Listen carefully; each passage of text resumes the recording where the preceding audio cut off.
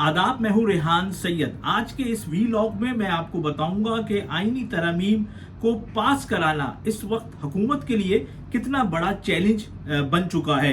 इसके साथ साथ हम बताएंगे आपको कि मौलाना फजलुर रहमान किस बात पर डट गए हैं और अब पीछे कौन हटेगा, मौलाना फजलुर रहमान या बिलावल भुट्टो जरदारी। इसके साथ साथ हम आपको बताएंगे कि हुकूमत कौन सा काम कर सकती है कि जिससे हुकूमत बगैर मौलाना फजलुर रहमान की हिमायत के आईनी तरमीम को पास करा ले। और आखिरी हमारा टॉपिक होगा कि जो चीफ जस्टिस ऑफ पाकिस्तान हैं आने वाले, उनका नोटिफिकेशन हुकूमत कब करेगी। अगर आप ये तमाम मामलात को जानना चाहते हैं तो इस वीलॉग को मुकम्मल देखिएगा और पसंद आए तो लाइक ज़रूर कीजिएगा, अपने दोस्त अहबाब के साथ शेयर ज़रूर कीजिएगा। देखिए, आप सब लोगों के इल्म में है कि पाकिस्तान एक ऐसा मुल्क है जिसमें सियासी तौर पर हर वक्त ही हैपनिंग हो रही होती है, कुछ ना कुछ हर वक्त हो रहा होता है। इस वक्त भी अब से कुछ देर पहले एमक्यूएम पाकिस्तान का वफ्द जो है वो वजीर आजम शहबाज शरीफ साहब से उसने मुलाकात की है।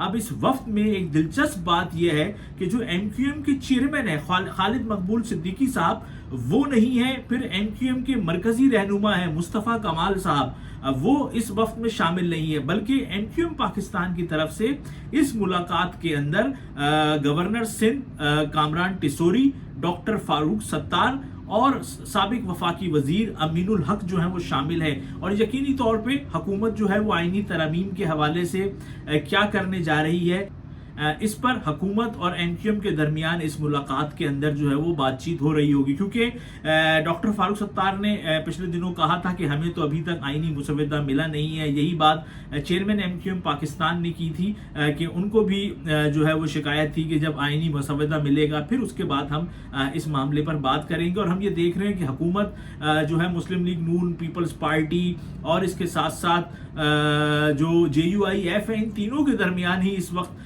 जो है वो आईनी अमूर पर जो है वो बातचीत जारी है। एमक्यूएम तो अभी तक इस मंजर से आउट है। लेकिन खैर, आज मैं आपको बताऊं कि आज आजम नज़ीर तारड़ साहब ने बहुत अहम जो है वो बातचीत की है और उसके अंदर उन्होंने बताया है कि जो नए चीफ जस्टिस होंगे उनका जो नोटिफिकेशन है वो 24 तारीख को होगा।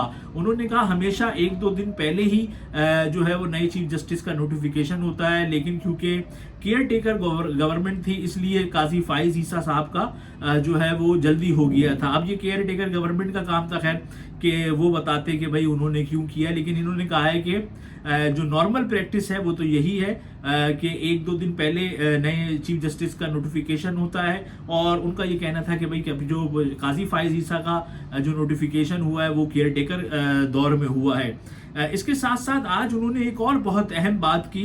उन्होंने कहा कि भाई लाजमी नहीं है कि ये जो आईनी तरमीम है ये 24 तारीख को ही मंजूर हो सकता है कि ये 1 माह बाद, हो सकता है कि ये 2 माह के बाद मंजूर हो। अब इसका ये मतलब है कि वो जो एक आम तासुर इस टाइम इस्लामाबाद की फिजाओं में मौजूद है कि हुकूमत के पास अभी तक आईनी तरमीम को पास कराने के लिए नंबर गेम जो है वो मुकम्मल नहीं है। इसलिए अभी तक हुकूमत जो है वो कंफर्म नहीं है कि आईनी तरमीम का जो मुसवदा है वो कब ऐवान में पेश किया जाएगा, कब उस पर जो है वो बहस होगी। और आज तो जिस तरीके से आजम नज़ीर तारड़ साहब ने कहा है कि आईनी तरमीम जो है वो तो 2 माह के बाद भी हो सकती है, तो ये एक अहम बात है। क्योंकि अगर हुकूमत मजबूत हो, हुकूमत कंफर्म हो कि उसके पास नंबर गेम पूरे हैं, तो जितना इस मामले पर एक शोर चल रहा है, एक हैजान बपा है पूरे पाकिस्तान के अंदर, हर वक्त आईनी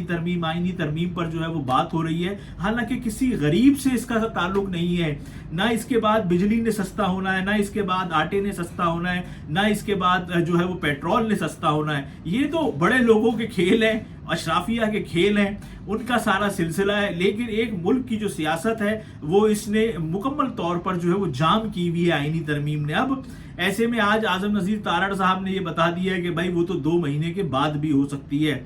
फिर इसके साथ साथ मैं आपको बताऊं जो सबसे अहम डेवलपमेंट है इस सारे मामले में वो है मौलाना फजलुर रहमान साहब की। क्योंकि मौलाना फजलुर रहमान साहब ने साफ इनकार कर दिया है कि वो आईनी अदालत के क़याम का से जो है ना उन्होंने इनकार किया। उन्होंने कहा जी हम इसमें इस सिलसिले में हुकूमत की हिमायत नहीं कर सकते कि आईनी अदालत बनाई जाए। اب جو کامران مرتضیٰ صاحب ہیں ان کا یہ کہنا ہے کہ بھائی ہم نے کہ 200 کیسز ہیں صرف جو آئینی معاملات کے. انہوں نے بولا اس کے لیے الگ سے کورٹ بنانے کی کیا ضرورت ہے, آپ ایک بینچ بنائیں اور وہ بینچ جو ہے وہ ان کیسز کو نمٹا دے. اور میرے اپنے نزدیک یہ بات کسی حد تک جو ہے وہ درست بھی ہے, کیونکہ جب آپ ایک نئی عدالت بنائیں گے, آئینی عدالت بنے گی, ایک پورا اس کا سلسلہ ہوگا, جج ہوں گے, اسٹاف ہوگا.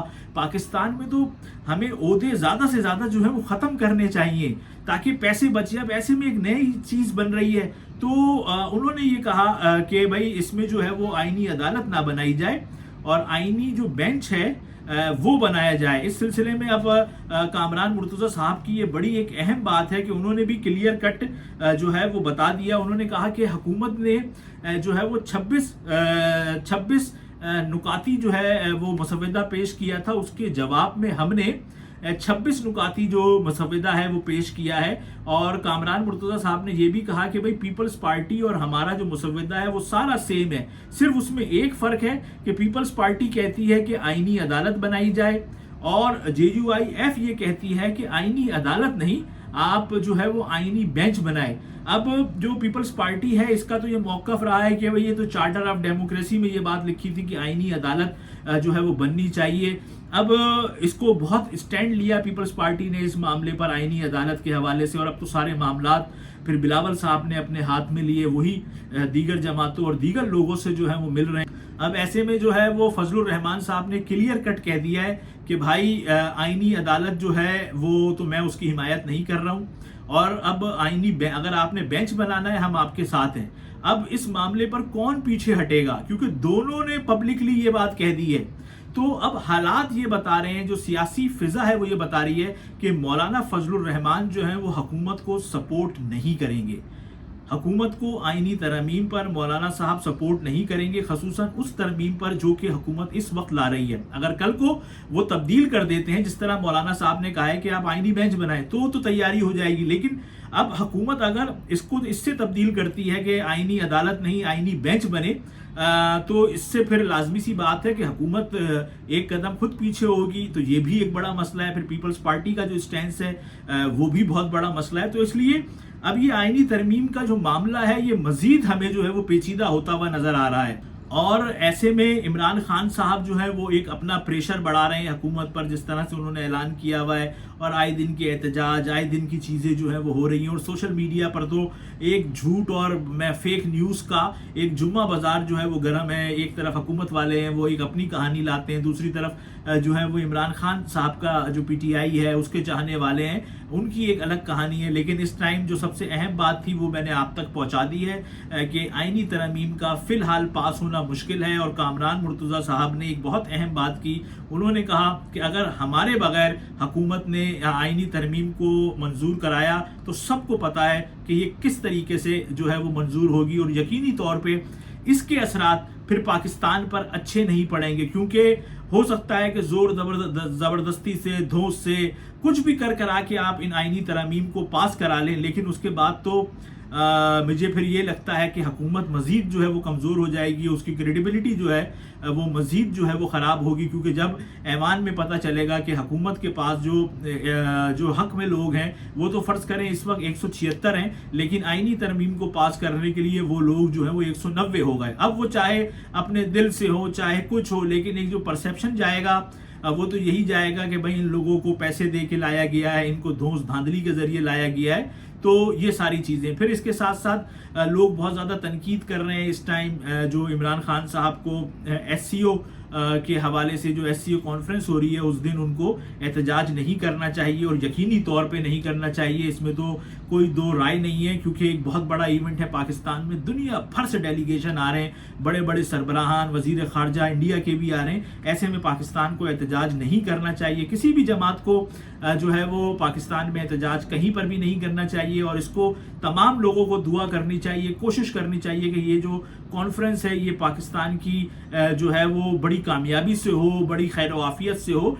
और ये लोग खैर आफियत से फिर वापस जाएं, क्योंकि ये पाकिस्तान का मामला है, हमारा मामला है, तो हम सबको इसके लिए दुआ भी करनी चाहिए, एफर्ट भी करनी चाहिए। लेकिन बदकिस्मती से हमारा जो मुल्क है उसके अंदर सियासत हर चीज़ पे इतनी ज़्यादा हावी रही है कि अब से कुछ देर पहले मैं एक क्लिप देख रहा था बिलावल भुट्टो साहब का, जिसमें वो कह रहे थे कि OIC के हवाले से उन्होंने बोला अगर ये हुकूमत हमारी बात नहीं मानती तो फिर हम एहतजाज करेंगे और ये होगा। हालांकि उस वक्त OIC के हवाले से कोई तकरीब थी। ये जो क्लिप है ये इस टाइम X पर वायरल है, सोशल मीडिया पे वायरल है। अब देखते हैं कि क्या मामला जो है वो आगे चलकर होते हैं। लेकिन फिलहाल आज बड़ा अहम डेवलपमेंट थी, वो डेवलपमेंट मौलाना फजलुर रहमान की थी कि उन्होंने कह दिया है कि आईनी अदालत पर मैं हुकूमत का साथ नहीं दूंगा, हुकूमत आईनी बेंच बनाए। दूसरी तरफ पीपल्स पार्टी का स्टांस ये है कि वो जो है वो चाहती है कि चार्टर ऑफ डेमोक्रेसी के अंदर आईनी अदालत के कयाम का लिखा था, तो इसलिए आईनी अदालत बननी चाहिए। अब इसके बाद जो है वो शहरी रहमान साहब का जो बयान आया है वो ज़रा सा